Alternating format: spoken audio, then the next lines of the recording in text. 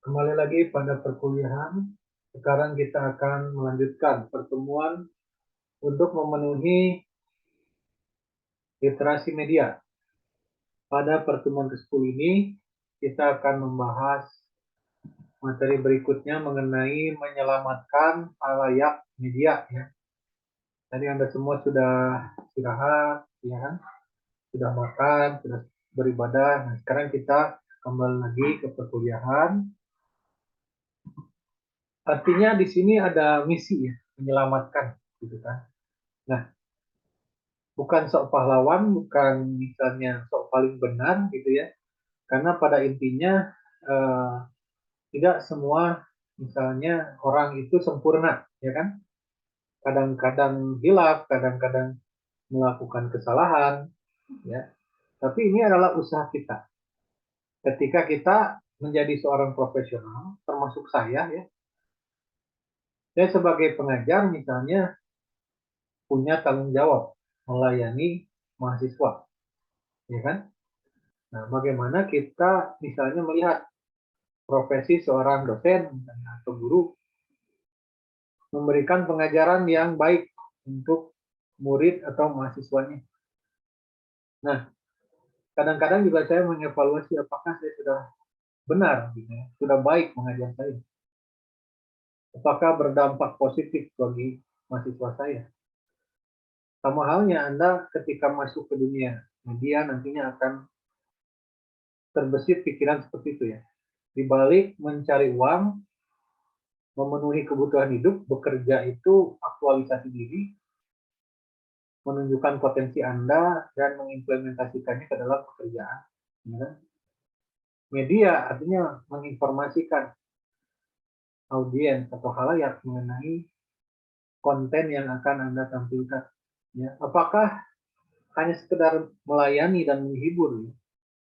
Ya kan, kadang-kadang kita mikir lagi, termasuk saya, apa yang saya kerjakan itu memang sesuai dengan profesi. Ya.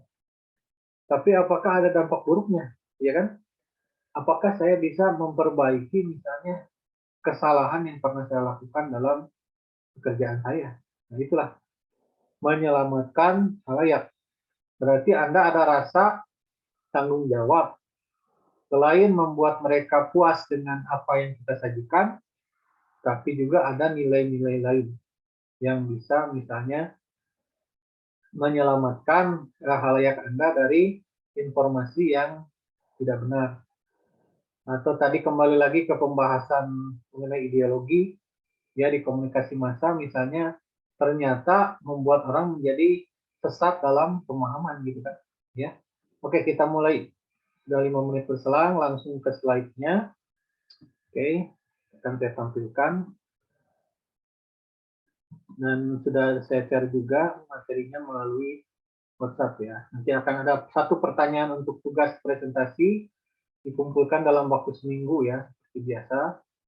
Untuk literasi media ini baru tugas pertama, karena minggu lalu saya tidak kasih tugas untuk literasi media, dan minggu ini akan saya kasih satu pertanyaan untuk diuraikan. Ya. Nantinya ditampilkan ke dalam slide presentasi di 2 pertemuan terakhir. Melindungi halayak media. Di sini sebelum saya lanjut ya, ada sebuah kutipan dari seorang tokoh media ya, Robert Bresson. People look without seeing and listen in without hearing. Artinya banyak orang yang bisa melihat tapi tidak bisa memaknai sesuatu. Dan bisa mendengar tapi tidak bisa mengkaji apa yang dia dengar. Ya, artinya ini ada suatu innocent, kepolosan. Ya, kepolosan dari seseorang. Kepolosan itu tidak selalu baik ya. Karena orang yang polos itu mudah dipengaruhi. pada akhirnya, ya kan, karena terlalu berpikir lempeng gitu ya. Lempeng di sini adalah misalnya sederhana, berpikir sederhana, tidak banyak curiga, ya kan, baguslah tidak suzon gitu kan, tapi ada batasan-batasan tertentu. Oh, kita harus mencurigai, jangan-jangan saya sedang dibuat menjadi sesat, ya enggak, dalam pemahaman saya gitu kan. Itu kadang-kadang Anda juga harus berpikir, karena kalau terlalu polos nantinya akan didoktrin. Nah, didoktrin bahaya. Ya, orang yang tadinya misalnya baik jadi jahat. Orang yang tadinya lurus menjadi belok misalnya. Nah, itulah yang perlu Anda waspadai. Gitu, jangan terlalu polos, gitu ya. Nah, kemudian bagaimana supaya halayak Anda itu tidak terlalu polos, ya? Artinya selalu mengkaji ulang apa yang mereka terima dari yang disampaikan. Itu menjadi tanggung jawab. Ya kan? Lanjut. Nah, bagaimana misalnya kita mulai dari profesionalisme, ya? Bahwa saya bilang ada tanggung jawab lain selain mencari uang. Anda sebagai mahasiswa sekarang posisinya adalah orang yang dilayani, ya kan? Sekarang posisi saya adalah melayani dalam bidang pengajaran, ya. Tapi ketika Anda bekerja, Anda dalam posisi melayani konsumen atau customer Anda, ya, di bidang pekerjaan Anda. Di sini Anda berusaha untuk memberikan pelayanan terbaik supaya muncul apa? Kepuasan dari masyarakat yang Anda layani, ya, sebagai pelanggan. Nah, tentunya kepuasan itu tidak hanya sebatas hiburan belaka, atau tidak hanya sebatas misalnya rasa kenyang, pemuas dahaga kalau makanan gitu ya. Kalau informasi misalnya menerima banyak input, masukan, wawasan, ya kan. Tapi juga di sisi lain, apakah semua yang Anda sajikan itu sebagai informasi aman bagi mereka? Ya, kalau orang yang bikin makanan, apakah makanan itu aman bagi kesehatan yang mengkonsumsi? Kalau Anda menyajikan informasi dari media, apakah penyajian informasi Anda aman bagi kesehatan psikologis, ya kan? Orang-orang yang menyimak, ya kan? Nah, kita masuk ke spiral pemberdayaan yang diusung oleh Komen, ya kan, bahwa pemberdayaan khalayak dalam suatu media itu harus diawali oleh kesadaran. Ya, jangan dulu jauh-jauh kita ke agama dulu, ya, yang sederhana. Misalnya Anda disuruh beribadah oleh orang tua atau oleh guru agama Anda.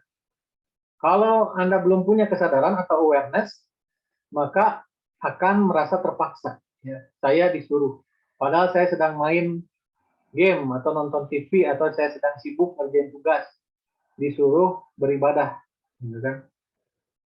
Tapi ketika Anda sudah memiliki kesadaran, awareness, misalnya ibadah itu pertama kewajiban, ya, bahwa oh, saya harus ibadah, ini waktunya ibadah untuk menggugurkan kewajiban saya sebagai umat beragama, ya, tanggung jawab saya terhadap Tuhan. Nah, tingkat level yang lebih tinggi adalah merasakan bahwa ibadah adalah kebutuhan, ya kan, kesadaran akan kebutuhan. Maka ketika Anda tidak beribadah, merasa misalnya hati saya hampa kalau tidak beribadah. Saya tidak semangat menjalankan aktivitas kalau tidak beribadah, karena rohani saya belum diisi. Ini kebutuhan saya. Nah, gitu kan? Maka itu akan lebih kuat lagi untuk mengimplementasikan ibadah tersebut. Sama halnya ketika Anda sudah berhasil membuat konten di media dengan informasi yang membangkitkan kesadaran khalayak Anda akan pentingnya melek media, ya, sehingga bisa misalnya menerima input-input masukan yang membuat mereka produktif, konstruktif, ya, bukan kontraproduktif atau destruktif, menghancurkan hidupnya sendiri karena menyimak konten media.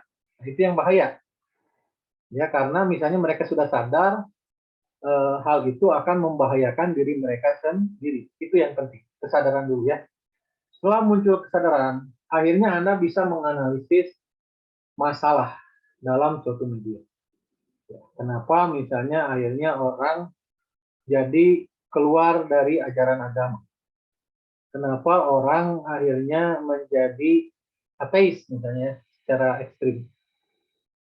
Misalnya karena Anda melihat sekarang banyak paham-paham liberal yang mengajak orang untuk berhidup hedonis. Ada paham-paham sosialis yang mengajak orang untuk mengutamakan materi. Ya. Nah, inilah Anda sudah menemukan ada konten-konten media yang ngarahin orang ke situ, gitu kan? Sehingga Anda refleksikan ke dalam tindakan untuk apa? Mendidik halayak Anda untuk kembali ke dalam ajaran agama, untuk kembali kepada asas Pancasila. Ya. Kemudian setelah itu Anda tuturkan itu dalam perkataan dan tingkah laku Anda, tindakan Anda yang juga mengikuti hal-hal positif. Sehingga halayak pun akan mengikuti apa yang Anda informasikan ke dalam suatu media. Gitu ya. Dan menimbulkan tindakan-tindakan yang sesuai dengan arahan positif yang Anda sampaikan melalui informasi tersebut. Ya, akhirnya pengaruh-pengaruh luar atau pengaruh-pengaruh yang menyimpang itu bisa mental kembali, ya kan? Bisa terpental kembali. Itu yang coba kita buat. Selanjutnya, reduksi dampak media. Reduksi, mereduksi artinya mengurangi, ya kan? Ya, betul kan? Mereduksi itu kan mengurangi. Nah, kemudian kalau menghilangkan total, baru hilang gitu ya. Dampak negatif itu bisa hilang, menghilangkan. Menghilangkan berarti bisa hilang. Tapi kalau istilahnya mereduksi, artinya akan tetap ada pengaruh negatif. Karena di dunia ini tidak ada yang sempurna, ya kan? Media itu dibuat oleh siapa? Oleh manusia, ya kan?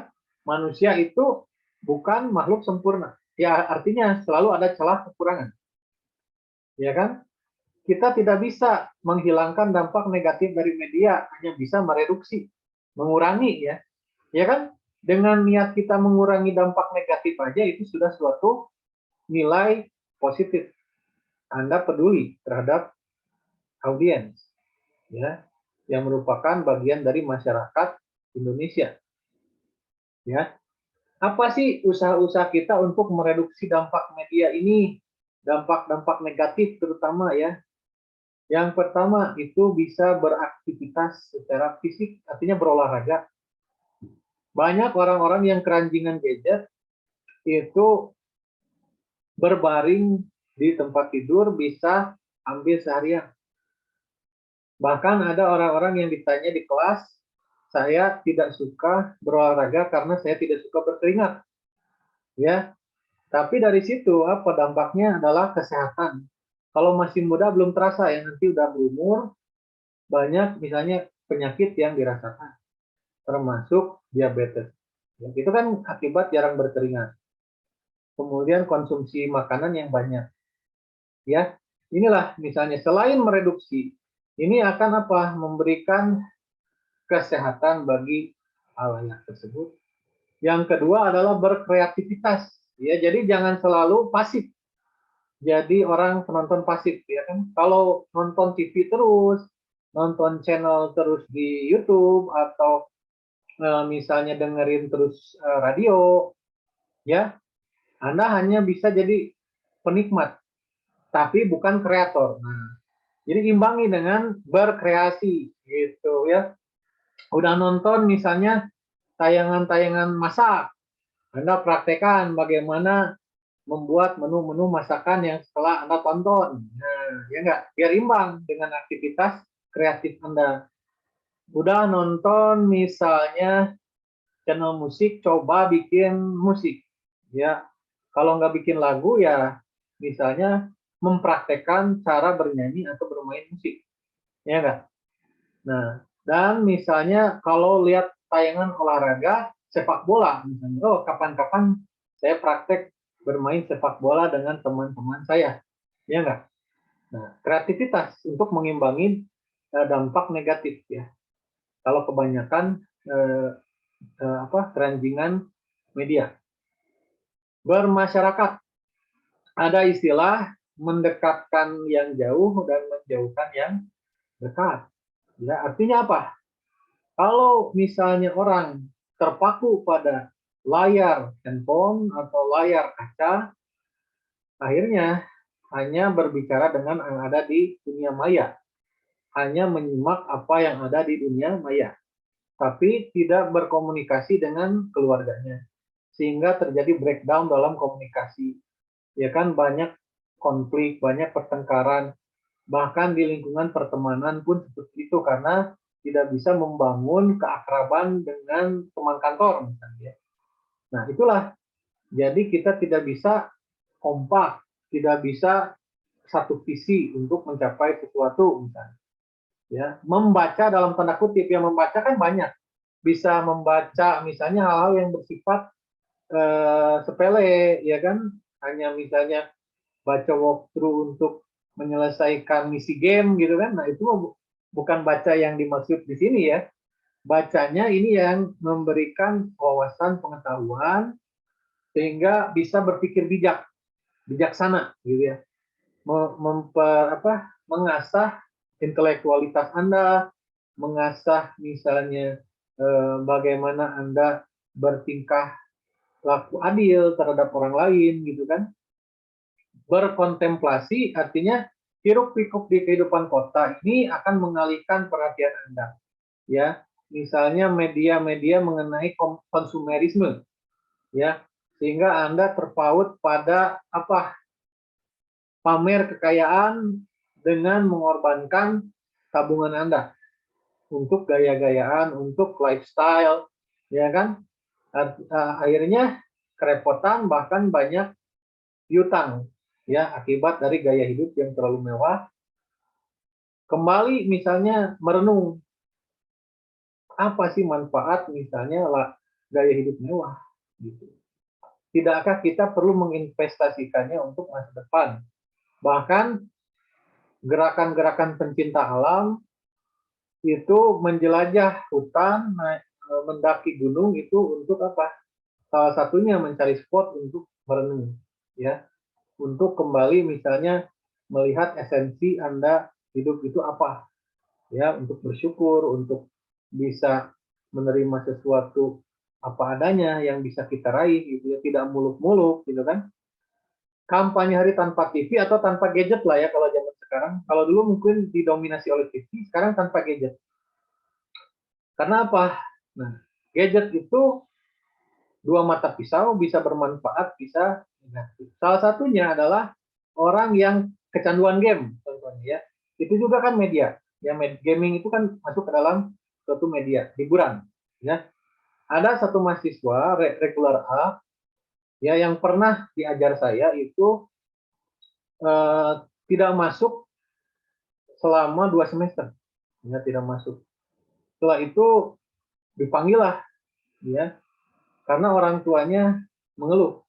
Datanglah orang tuanya dan menceritakan bahwa anaknya itu dulu kuliah di suatu universitas yang semesternya itu sampai belasan juta ya di Bandung ya, tidak usah disebutkan. Kemudian dipindahkan karena apa? Sering bolos. Setelah dipindahkan ke UKRI tetap seperti itu. Tidak ada perubahan karena dia itu misalnya memang keranjingan game ya ternyata kata papanya. Dan bilang sudah menghasilkan uang dari main game. Akhirnya bapaknya itu kecewa ya. Dan dipanggillah si mahasiswanya, ditanya apakah Anda mau kuliah lanjut, kalau mau coba mulai aktif.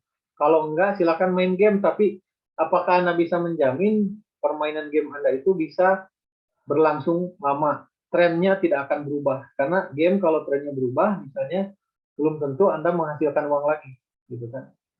Nah, akhirnya dia bilang akan melanjutkan kuliah, gitu ya. Tetapi ya karena dia terdistraksi terus dengan keranjingan game, akhirnya setelah dia masuk beberapa hari kembali ke habit yang dulu.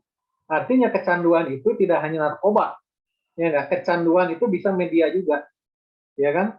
Kadang-kadang orang fokus terus sama gadget, itu ngelupain banyak rutinitas hari-hari yang penting, termasuk kerja, termasuk kuliah. Itu yang berbahaya, ya. Oke. Kemudian berdasarkan kajian KPI, nah ada beberapa kategori pelanggaran media yang harus dihindari. Yang pertama mengandung unsur kekerasan, yang kedua mengandung unsur mistik, sensualitas, dan ketidaksopanan etika. Ya. Namun penerapannya di Indonesia ini selalu harus menunggu viral. Ya. Kalau di televisi itu seperti itu biasanya. Jadi kayak misalnya dulu ada tayangan Kuprapan Java, tiba-tiba ditegur KPI karena viral dalam hal melakukan squatting. Ya. Nah, humor dengan cara memukul gitu ya. Seperti apa gabus dipukul ke kepala orang. Nah, viral akhirnya sempat diskorsing. Ya kan? Kemudian juga ada waktu anak jalanan booming banyak tayangan perkelahian antara geng motor, ya kan? Walaupun temanya heroik ya. Jadi seperti solidaritas antar teman, tapi karena diviralkan akhirnya ditegur juga. Ya kebanyakan tayangan kekerasannya. Nah, itu. Atau beberapa hal yang memang banyak terjadi ya. Misalnya kalau tidak viral itu tidak kena tegur. Nah, itu mungkin sesuatu yang terjadi di Indonesia. Nah, dulu Tukul Arwana misalnya dalam acara Empat Mata itu ditegur karena viral juga. Ya, sering cipika-cipiki sama tamu cewek. Gitu kan, suka nggodain tamu cewek. Ya. Tapi sebelum viral nggak apa-apa, tapi setelah viral mulailah ditegur Tukul Arwana untuk tidak seperti itu. Ya, memang kembali lagi ke audiens yang kritis. Ketika audiens memviralkan, maka lembaga akan bertindak. Ya, itu yang terjadi kan. Itu akibat dari apa reaksi audiens yang kritis. Kalau di internet, caranya adalah melakukan report. Ya. Konten yang Anda temui misalnya mengganggu Anda laporkan. Biasanya akun itu atau channel itu akan diblokir karena laporan dari penontonnya. Ya kan? Nah, itu adalah cara kalau di internet. Ya. Selanjutnya, diet televisi. Ya. Nah, diet itu tidak hanya konsumsi makanan. Diet itu juga bisa dalam bentuk pembatasan media. Ya. Pembatasan menonton media. Jadi proporsional gitu ya. Main game boleh, misalnya, tapi sehari berapa jam? Ya, jangan ganggu kehidupan Anda atau waktu istirahat Anda. Sehari 3 jam, 4 jam, ya kan? Misalnya. Lakukanlah kegiatan yang lain. Atau nonton TV, nonton channel, ya berapa jam nonton sosmed di TikTok atau di mana lah ya. Tentukan jangan sampai mengganggu aktivitas rutinitas Anda. Menetapkan batas maksimal perharinya berapa, ya kan sesuai dengan kesibukan Anda. Yang kedua, melakukan pemilahan program. Memilah-milah program yang tidak bermanfaat. Ya, ketiga menyediakan alternatif kegiatan tadi seperti berolahraga, berkreativitas, dan lain sebagainya. Manajemen waktu, prime time, waktu tertinggi rating yang mengundang banyak pengiklan. Nah, disinilah misalnya orang-orang menyediakan waktunya untuk menonton saat istirahat, ya kan, biasanya jam 8 hingga jam 9 atau lebih dari itu kan sebelum orang-orang tidur itu akan menonton. Nah, sebelum itu misalnya Anda lakukan diet televisi. Ya, ini salah satu contoh implementatif ya. Misalnya dari jam 6 sore sampai jam 8 itu jangan dulu nonton TV. Lakukan kegiatan lain. Misalnya kalau sebagai mahasiswa ngerjain tugas, beribadah gitu ya. Kalau sebagai karyawan nyelesain dulu tugas-tugas yang udah harus dituntaskan sebelum deadline. otonomi keluarga. Otonomi keluarga artinya kita mencoba apa? Misalnya sebagai kakak kepada adiknya, ya kan? Mengatur jam tidurnya, jangan keganggu sama online gaming terus, gitu ya. Akhirnya kayak contoh mahasiswa gitu yang keteteran kuliah gara-gara begadang bangun siang, ya kan? Atau orang tuanya ngatur anak-anaknya. Ya kalau di Amerika itu ada chip untuk televisi yang akan menyaring beberapa channel yang memang kurang bisa diterima oleh usia anak-anak atau tidak family friendly, ya, atau menggunakan bahasa-bahasa yang kurang family friendly. Nah, bahkan kalau channel YouTube yang pakai bahasa kasar itu dimasukkan ke tidak family friendly. Artinya tidak bisa ditonton oleh usia-usia anak, gitu ya. Kemudian pandangan proteksionisme. Ya. Pandangan proteksionisme adalah pandangan yang ingin memberikan perlindungan terhadap khalayak dari dampak-dampak negatif media tersebut, ya, termasuk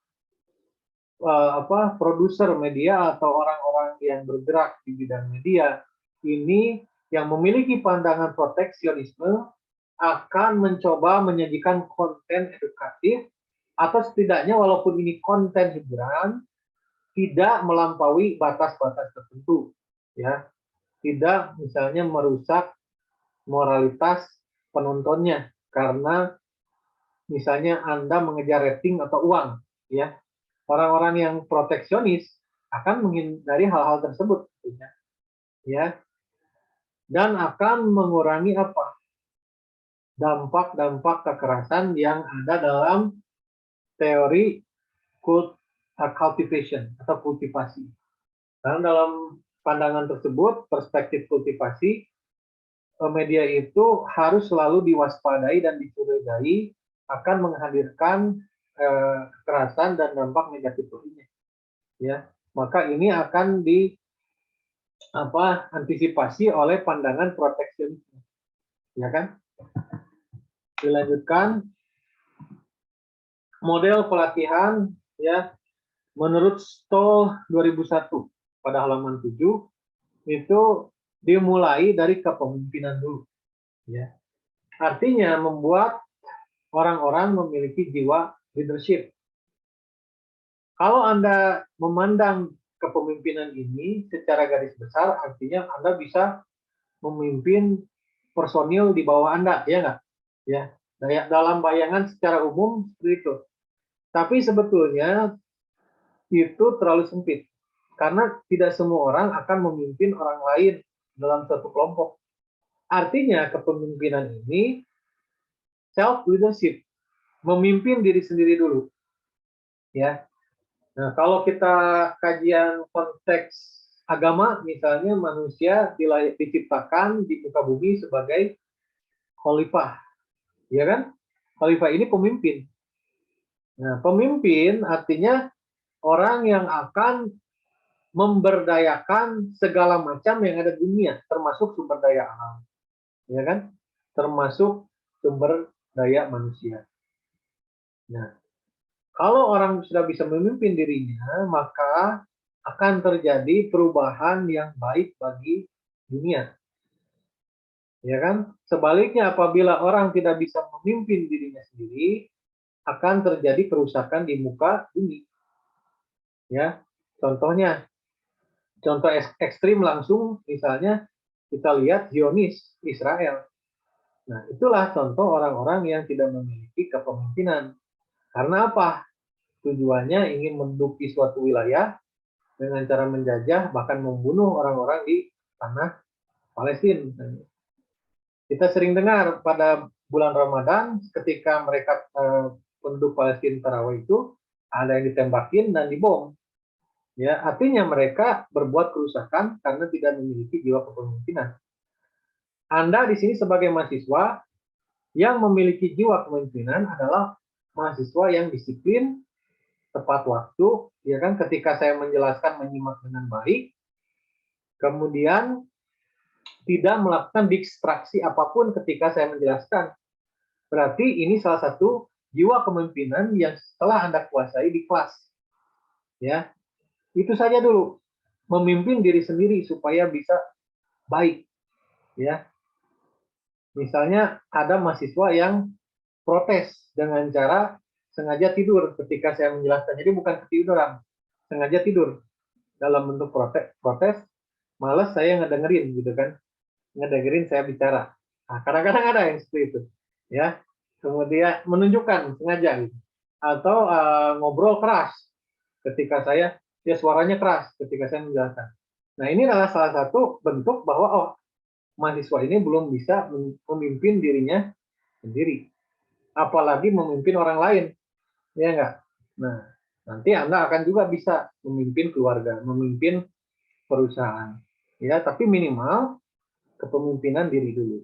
Kedua, peran pelatih sebagai edukator, ya, akan misalnya memberikan pendidikan kepada halayak dalam literasi media, ya, setelah misalnya semua audiensnya bisa memimpin dirinya sendiri dalam sesi pendidikan tersebut, maka peran pelatih adalah membuat kurikulum, ya, pembelajaran yang efektif dalam membangun kecerdasan melek media. Juga yang ketiga adalah melibatkan peran peserta, ya, untuk misalnya menumpahkan ide-idenya bagaimana supaya mereka bisa melakukan filter terhadap konten media, ya, juga bisa memberikan saran yang baik kepada teman-temannya akan dampak atau negatif buruk dari yang diberitakan. Sesi, nah, ada lagi sesi-sesi yang Anda bagi setelah pemaparan, misalnya ada sesi diskusi dengan teman-temannya dengan melontarkan pertanyaan, ya, seperti saya di dalam WhatsApp, Anda suruh berpikir, ya, dan bekerja sama dengan teman-temannya untuk nanti suatu saat mempresentasikannya. Kemudian penekanan adalah penyimpulan dari apa yang ditampilkan oleh peserta didik. Ya, setelah Anda misalnya menampilkannya itu di depan kelas, saya sering kali bertanya, ya kan? Bertanya ini adalah bentuk penekanan saya sebetulnya, secara halus, ya, penekanan terhadap apa yang Anda sajikan di presentasi. Setelah ditanya, yang tadinya belum detail penjelasannya atau yang tadinya audiens belum terlalu paham dengan apa yang dijelaskan, setelah saya berikan penekanan dalam bentuk pertanyaan, maka Anda bisa menjelaskannya lebih detail, ya, menyelesaikan masalah yang belum terselesaikan, bahkan membuat audiens Anda lebih paham dengan apa yang Anda jelaskan. Penekanan itu tidak hanya selalu dalam bentuk kesimpulan, ya kan? Menyimpulkan juga bisa. Tapi memberikan pertanyaan adalah salah satu bentuk saya untuk melakukan penekanan terhadap pesan yang telah Anda sampaikan, gitu ya.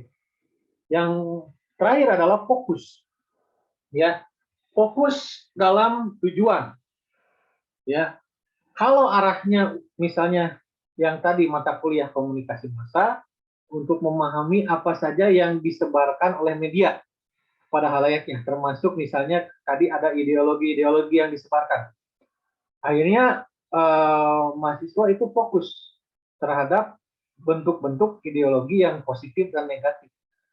Sekarang misalnya fokus dalam pemahaman literasi untuk menyelamatkan khalayak, gitu ya. Gimana usaha-usaha kita untuk memberikan proteksionisme terhadap orang-orang yang menyimak media, dan juga menghindari distraksi-distraksi yang muncul di tengah-tengah pendidikan atau pembelajaran tersebut, ya. Distraksi bisa dari misalnya peserta lain, ya kan, atau dari keributan-keributan yang muncul di luar kelas dan lain-lain, ya, itu bisa menjadi distraksi. Kemudian pendekatan pembelajaran. Nah, pendekatan pembelajaran itu bisa diawali dengan pendekatan kasih, ya. Seringkali pertanyaan-pertanyaan saya mengarah pada kasus-kasus di kehidupan sehari-hari.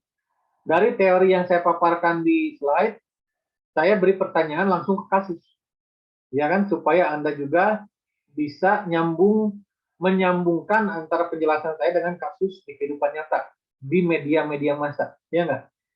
Setelah itu pendekatan mitra belajar. Saya membentuk grup presentasi supaya ada mitra belajar. Anda itu tidak ngomong sendiri, ya kan? Tidak surah seri sorangan, 3S, gitu ya. Jadi ada teman tertawa, ada teman untuk menanggapi pendapat Anda, merespon ide Anda, menambahkan ide Anda. Yang ketiga, pendekatan perangkat pelatihan berganda. Artinya di sini, coba suatu saat Anda membuat diskusi multidisiplin. Jangan dengan anak-anak Ilkom saja. Coba cari anak-anak dari prodi lain, ya, atau teman-teman Anda yang beda prodi, yang dulunya satu SMA, ya, kuliahnya di beda yang prodi, Anda ajak diskusi. Karena anak komunikasi itu harus paham berbagai macam bidang, ya. Misalnya untuk melakukan literasi peduli lingkungan, Anda harus bekerja sama dengan orang-orang yang paham dengan apa? Lingkungan, ya. Teknik lingkungan atau environmental engineering misalnya. Untuk memiliki pemahaman terhadap suatu karya-karya seni, mungkin Anda bekerja sama dengan orang-orang yang ada di prodi sastra, ya, atau seni, ya kan?